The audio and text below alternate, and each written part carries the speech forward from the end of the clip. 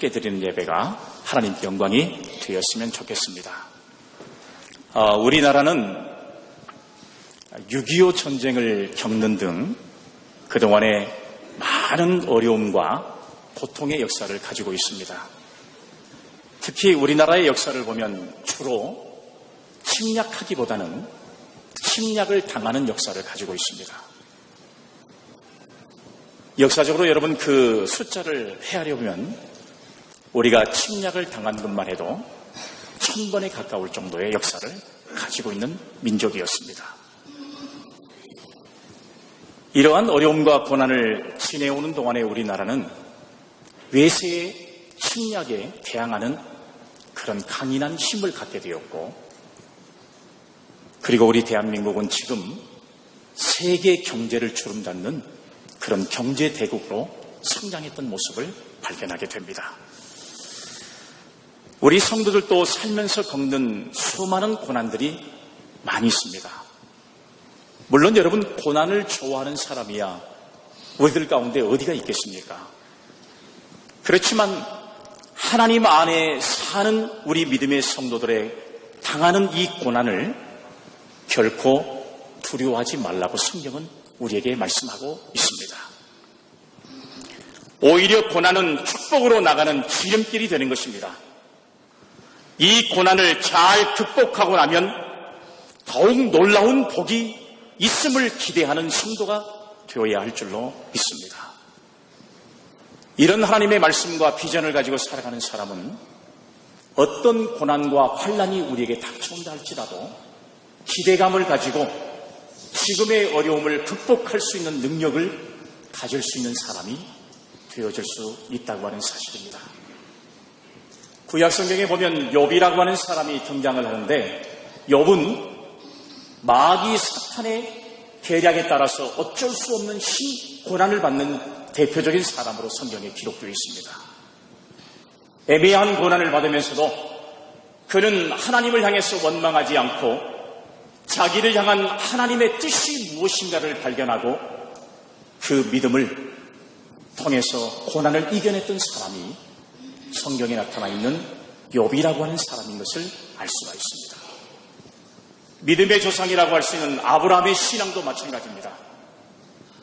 100세에 얻은 아들, 자기 아들 이삭을 하나님께서는 하나님 앞에 번제로 바치라고 그에게 어려움을 허락했습니다.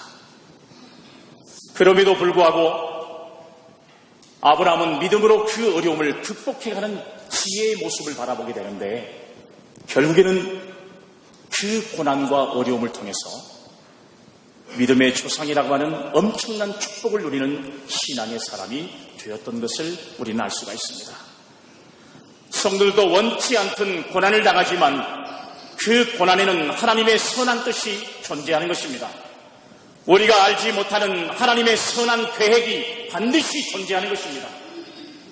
고난은 우리를 교만하지 못하게 하고 나의 잘못된 자아를 무너뜨리고 하나님만을 바라보게 하고 고난을 통해서 더욱 성숙하게 만들어지는 역사를 이루는 것이 바로 우리에게 주시는 고난이라고 하는 사실입니다. 그러므로 성도들은 처한 환경에서 낙심하거나 좌절하지 말고 고난을 통해서 확실한 믿음을 바탕으로 기쁨과 감사를 잃지 않는 우리 성도들이 되시기를 주님의 이름으로 기원합니다. 아멘. 저는 오늘 예배를 하나님 앞에 올려드리면서 본문의 말씀 서머나교회에 주신 말씀인데, 소아시아에 존재하고 있는 7교회 중에서 가장 큰 고난을 만났지만 그 고난을 믿음으로 이겨냈던 서머나교회를 제가 여러분들에게 소개하면서 혹여라도 우리가 이 세상을 살아가면서 만나는 고난을 어떻게 극복해 가야 되는 것인지, 이 고난에는 과연 어떤 하나님의 뜻이 존재하는 것인지를 다시 한번 깨달을 수 있는 우리들이 되어지기를 바라는 것입니다. 첫 번째 말씀에 보면 하나님의 계획과 뜻이 있음을 알 수가 있습니다. 본문 말씀 9절의 말씀에 보면 내가 내 환난과 궁핍을 알거니와 실상은 내가 부요한 자니라. 자칭 유대인이라는 자들의 비방도 알거니와 실상은 유대인이 아니요 사탄의 회당이다. 이렇게 말씀하고 있습니다. 사랑하는 여러분, 우리가 지금 당하는 여러 가지 고난과 환난을 본문의 말씀에 보면 주님이 아신다고 말씀하고 있습니다. 주님이 아신다는 겁니다. 이 표현의 말씀은 7교회 각 교회와 관련해서 한 번씩을 사용한 상용 문자인데 에베소나 서머나나 버가모, 두아디아, 빌라델비아 교회는 칭찬을 하는 용어로 사용됐지만 사대교회와 나오디아 교회만큼은 책망을 위한 용어로 사용됐던 것을 알 수가 있습니다. 본문의 말씀에 알다라고 하는 이 말씀은 경험적 지식을 말하는 기노스코라는 말이 아니라 신적인 통찰력을 나타내는 그런 직관의 지식을 가리키고 있는 헬라어 오이다라고 하는 말을 사용했던 것을 우리는 성경을 통해서 발견할 수 있습니다. 성도들이 만나는 고난과 환난을 하나님께서 신적인 통찰력을 통해서 성도들이 어떤 어려움을 당하고 있는가를 이미 알고 계신다는 사실을 우리에게 말씀하고 계시는 것입니다. 그러면 사랑하는 여러분, 주님이 알고 계시는 것은 무엇입니까? 본문의 말씀에 보면 주님이 알고 계시는 환난과 궁핍을 말씀하고 있는데 여기에 환난이라고 하는 것은 헬라어 들리시스라고 하는 말인데요. 예수를 믿는 신앙 때문에 사람들로부터 받는 핍박이나 괴로움을 주님이 알고 계신다고 말씀하고 있습니다.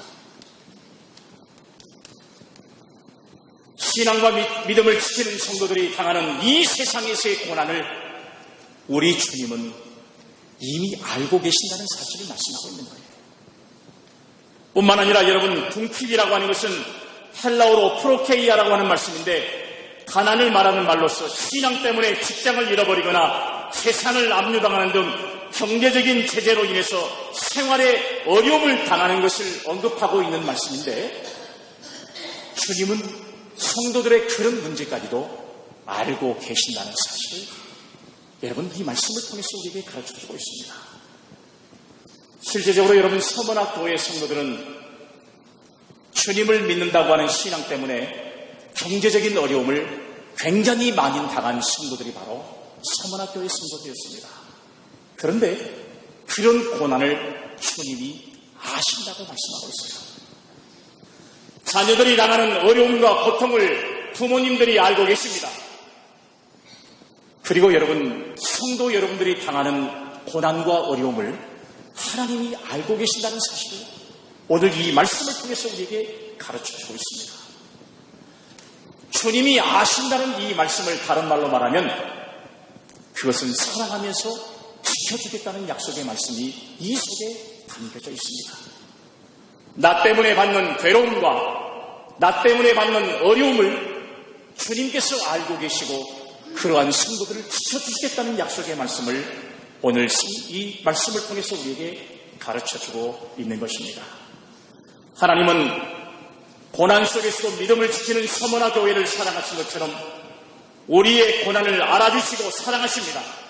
고난이 축복으로 나가는 지름길이 된다는 사실을 우리 주님은 너무나도 잘 알고 계시기 때문에 성도들의 그 고통의 모습을 이미 알고 계신다고 하는 그런 사실을 말씀하고 있습니다. 그러면서도 우리에게 허락하신 것은 바로 고난입니다. 그러나 고난을 겪고 난 사람은 또 다른 사람의 고난을 잘 이해할 수가 있습니다. 그래서 더 위로도 잘하고 남의 아픔을 잘 헤아려주는 따뜻한 마음을 가지는 사람으로 변화될 수가 있다고 하는 사실이에요. 두 번째로 우리에게 주신 이 고난을 우리는 어떻게 받아들일 수가 있습니까? 고난을 주실 때 인간의 한계와 연약함을 깨달을 수가 있습니다. 본문 말씀 9절의 말씀을 다시 보면 내가 내 환난과 궁핍을 알거니와 실상은 내가 부요한 자니라 이렇게 말씀을 하고 있습니다. 하나님은 환난 중에도 믿음을 잃지 않는 서머나 교회 성도들을 향해서 실상은 내가 부유한 자라고 말씀을 칭찬하셨습니다. 이 말씀은 하나님의 자녀에게만 적용될 수 있는 역설적인 진리의 말씀인데, 성도는 비록 이 세상에서 육신적으로 죽임을 당하고 말할 수 없는 물질적인 궁핍 속에서도 살아갈 수 있지만, 그러나 그들은 믿음을 소유한 자이기 때문에, 하나님의 은혜 속에 영적으로 살아가는 성도들이기 때문에, 그들은 믿음 안에서 실제적으로 부유한 자라고 하는 사실을 주님이 칭찬하고 있는 말씀이 이 말씀인 것입니다. 믿음 있는 자가 하나님 앞에서 가장 부유한 자로 인정을 받습니다. 세상의 부자보다, 그 어떠한 권력자보다 믿음으로 하나님을 예배하는 자가 더 부자요, 하나님께 존귀함을 받는 성도라는 사실을 우리 믿는 여러분들이 되시기를 주님의 이름으로 기원합니다. 아멘. 소아시아 교회에 존재하는 7교회 중에서 오로지 칭찬을 받은 교회는 빌라델비아 교회와 스무나 교회밖에 존재하지 않습니다. 이처럼 많은 성도들이 존재하지만 주님께 칭찬을 받을 수 있는 성도는 그렇게 많지 않다는 사실을 우리는 영적으로 발견할 수가 있어요. 이 세상에 많은 교회가 존재하지만 주님께로부터 칭찬받는 교회는 과연 어느 정도 교회가 칭찬을 받을 수 있을까? 세상에 많은 성도들이 존재하지만 하나님께로부터 칭찬받는 성도는 과연 어느 정도 존재할 수 있을까 하는 생각을 우리는 이 말씀을 통해서 발견할 수가 있습니다. 중요한 것은 고난 속에서 인간의 한계와 연약함을 알고 온전히 하나님을 바라보는 존재가 되어야 한다는 사실이에요. 그래야 주님께 칭찬받는 성도가 될 수 있다는 사실을 요한은 이 말씀을 통해서 우리에게 강조를 하고 있습니다. 초대교회 복음의 증거자로 살았던 바울이라고 하는 사람은 복음을 전하는 것 때문에 엄청난 환난과 핍박을 받은 사람이 바울이라고 하는 사람입니다. 예수 믿기 전에는 세상적으로 많은 권력을 누렸던 사람이고 누구도 무시하지 않는 그런 사람이었습니다.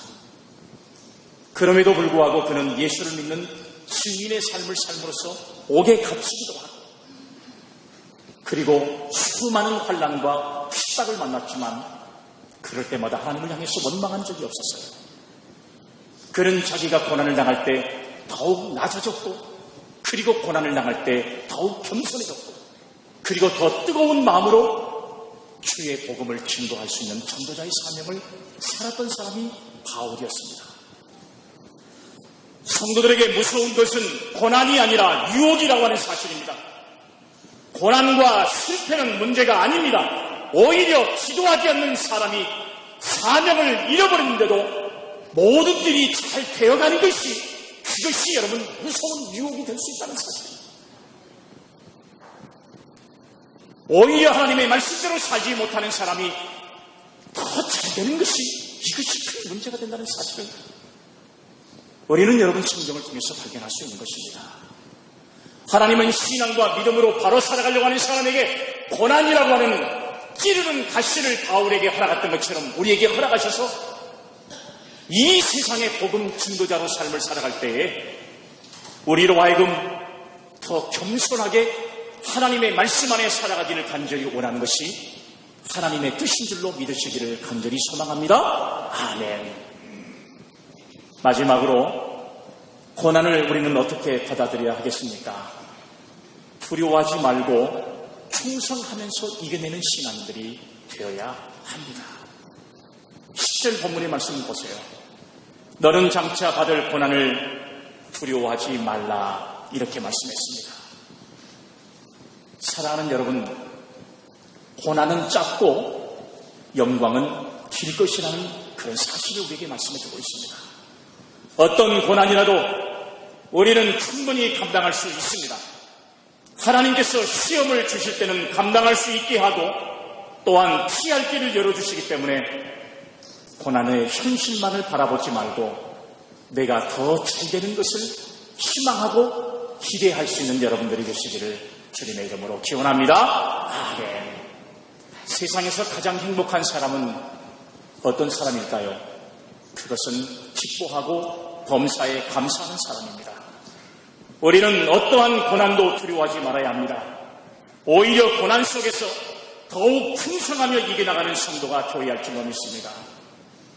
고난을 친구로 삼고 디딤돌로 삶이 더욱 전진해갈 수 있는 성도가 되어야만 우리는 고난을 만나더라도 그 고난 속에서도 하나님 앞에 충성스러운 사명을 감당할 수 있는 그런 성도가 될 수가 있다고 하는 사실이에요.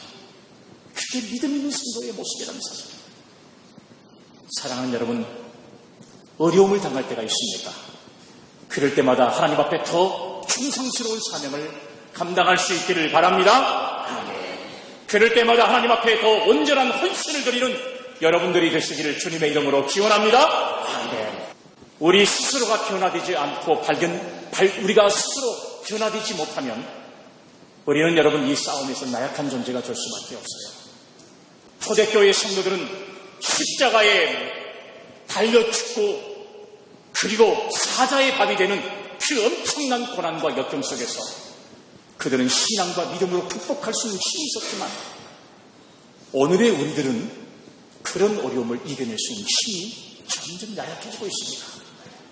장차 받을 고난을 두려워하지 않고 하나님께서 우리에게 생명의 관을 허락하신다는 신앙과 믿음으로 이 어려움을 극복해 갈 수 있는 우리 모든 성도들이 다 되어지기를 주님의 이름으로 기원합니다. 아멘.